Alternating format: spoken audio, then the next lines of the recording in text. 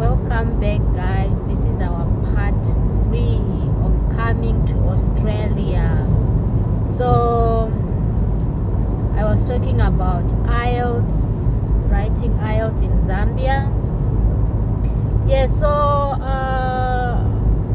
I've recently discovered a good website where you can actually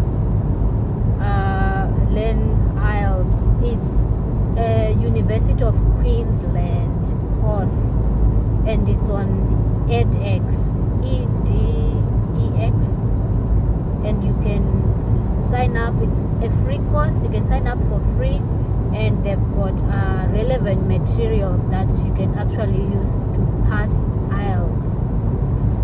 So there are so many YouTubers, and sometimes it's not really helpful, because when you are writing, especially academic, you really need to use materials recommended by British Council.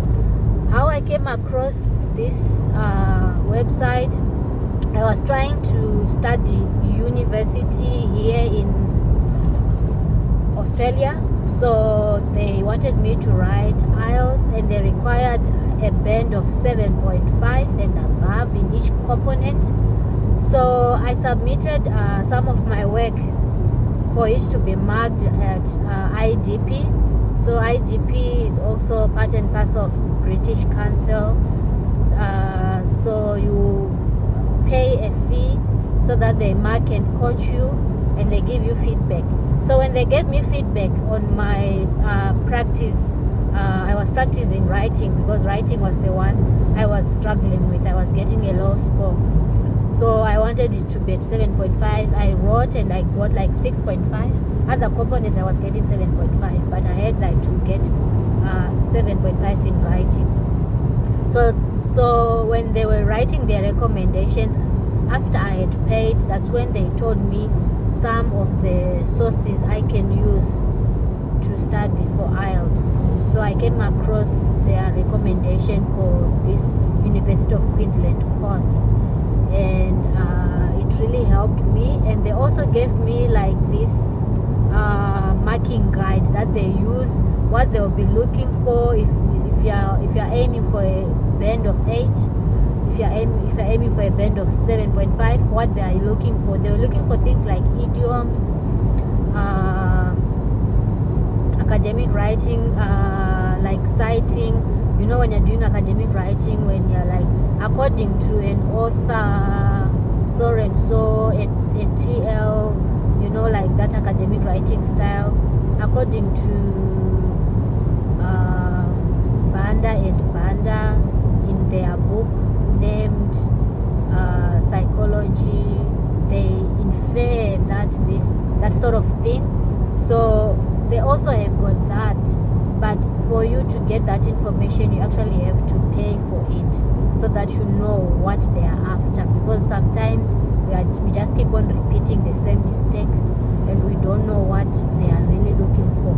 So that website, with a course from University of Queensland, it has got a good course for you to prepare for your IELTS. So we passed the IELTS, and then the next stage, I was supposed to also submit my qualification in IT at Australian Computer Society, so that they give me their equivalent.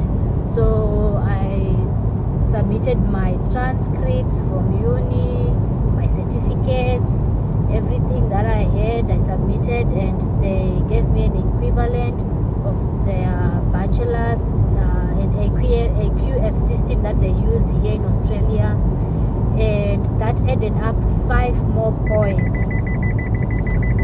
points for our visa application.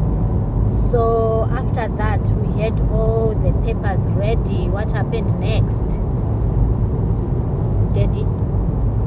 So, with all the documentation in place, what was left was to submit the visa application. So really, there's a huge list, a huge selection, like I mentioned in part 1, that your circumstances and your intentions determine the kind of visa that you end up applying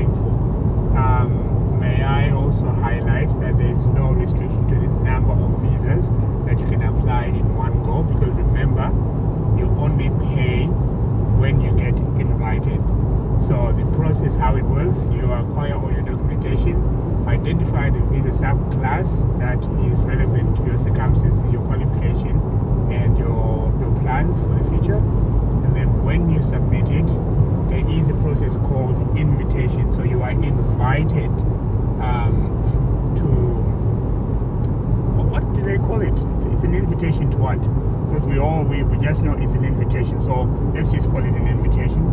So then I remember they used to have 2 invitations per month. So they were split up fortnightly. So there was a batch right about the mid of the month, around the 14th. And then there was another invitation around the 31st or the 1st of the new month.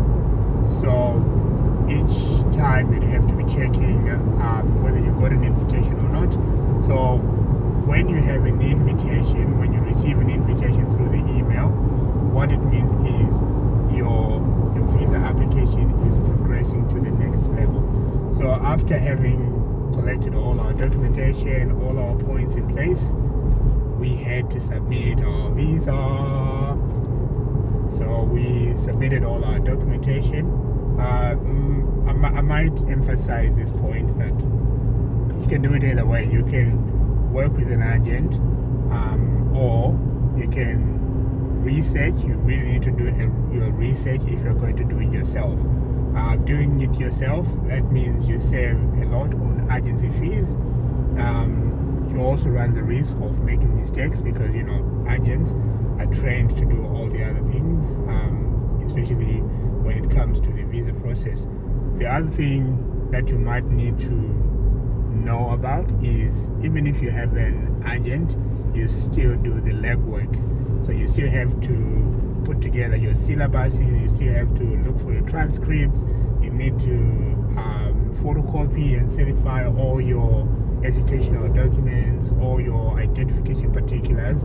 You still need to do the legwork for yourself. So in a nutshell, you still need to write your IELTS, you still need to book your IELTS. So things like that are the kind of things that sort of encourage us to go and do it ourselves just by research, because we realized we were doing the legwork, we had all the resources we needed to submit for our visa.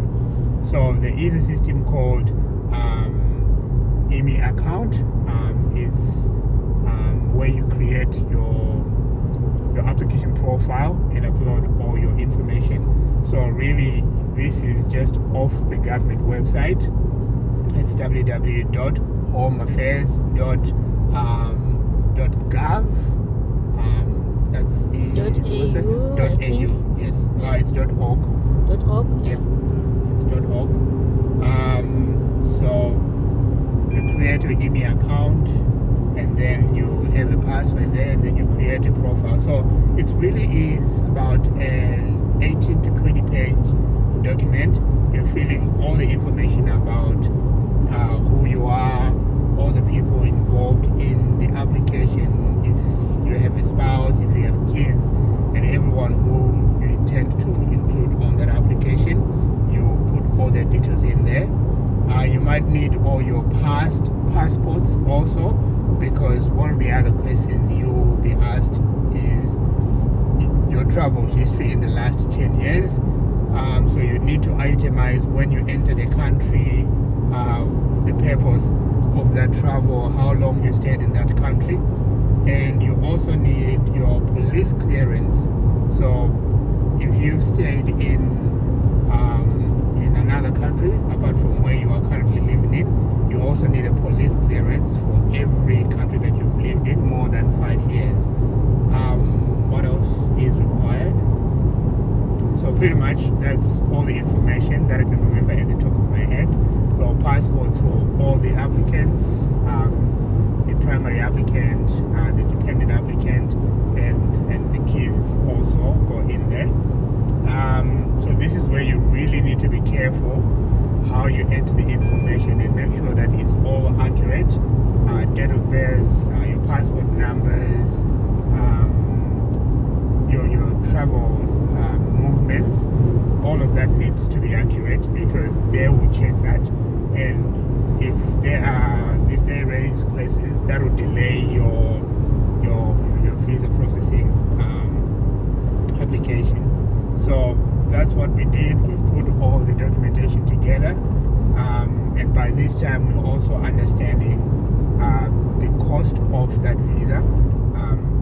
visa is charged differently. I remember then it was